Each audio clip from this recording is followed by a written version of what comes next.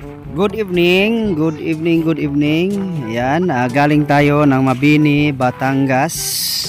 At tayo ay safe na nakarating dito sa Roxas, Mindoro Fort. Ayan, pina-direct docking tayo. Ibig sabihin pagdating, diretso dikit sa pier. Siyempre, nagmamadali yung ating charterer. Kasi may kasunod pa daw na biyahe, kaya kailangan mai-unload agad yung ating kargada. At siyempre pahinga muna. Good morning, good morning, good morning, Roxas, Mindoro Fort. Alas 6:30 ng umaga. Yan, maiksi lang yung ating pahinga dahil dumating tayo ay maghahating gabi na. Tapos pinapadirect docking tayo.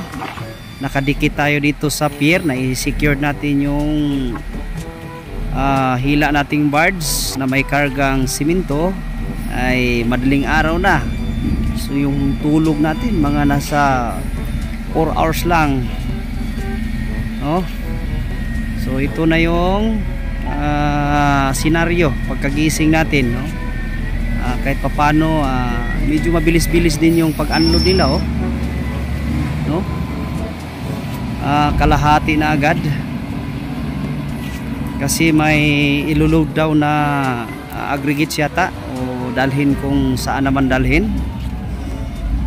Yan, ito yung Roxas Mindoro Fort.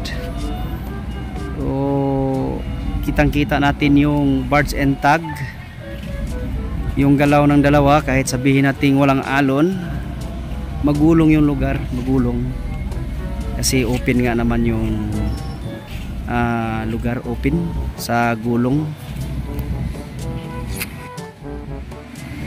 Sa pag-unloading nila, dalawang equipment ang ginagamit dito sa taas ng barge.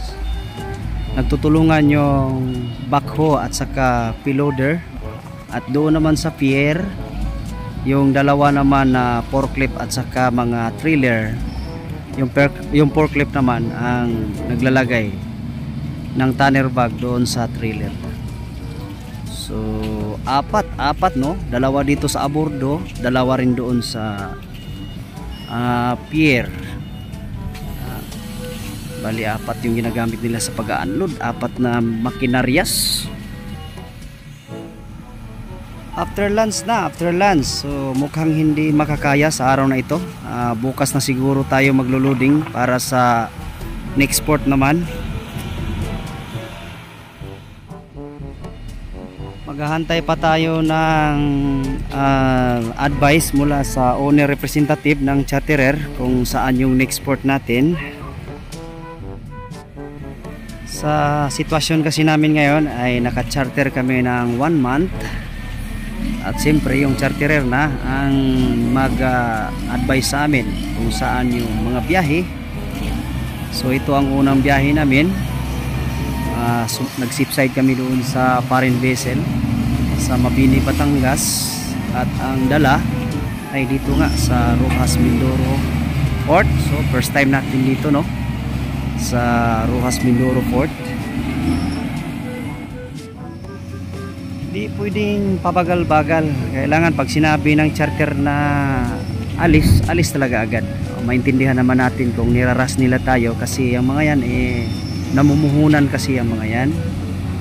Siyempre nagbabayad yan ng mahal, milyon sa upa ng tag and barge. Tapos makupad ka, siyempre magreklamo yung mga yan. Kailangan pagka tapos ng loading agad, tapos biyahe agad para makasulit yung ating charterer.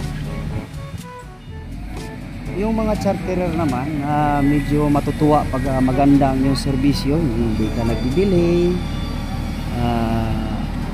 matutuwa yan sila. Bibigyan ka ng mga trip bonuses. Malay mo magkaroon tayo.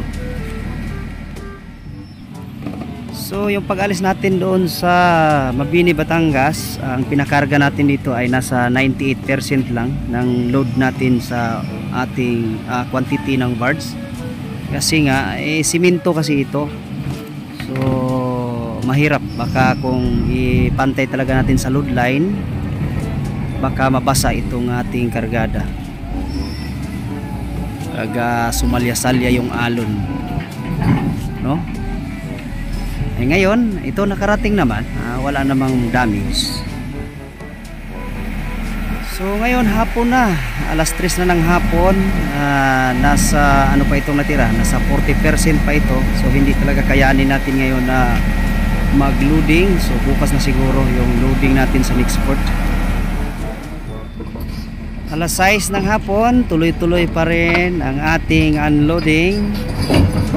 Tayo na lang ang naiiwan dito sa Rojas Port. Nagsialisa na yung mga passenger ship. So konti na lang ito, nasa 80% na siguro ang naibaba. So ang natira is 20%. So, kaya na nila ito sa magdamag. At bukas makapag-load na tayo ng kung ano man ang i-load nila para sa next port, no? O yung ibang palita binababa na. Ayan, maraming palita na ibinaba. Nasa 120 kasi pieces yung palita na isampa dyan doon sa, na isinampa doon sa Mabini. So ayan, napakasarap tumambay dito sa Rojas Port ngayon. Wala nang natirang Roro passenger vessel, mga Montenegro at saka ng Starlight, bumabiyahe ng Rojas Katiklan at kung saan pa yung mga biyahe. At tayo naman, ayan, tuloy-tuloy yung unloading natin, operation. So magdamag na ito ang kanilang operation hanggang sa matapos,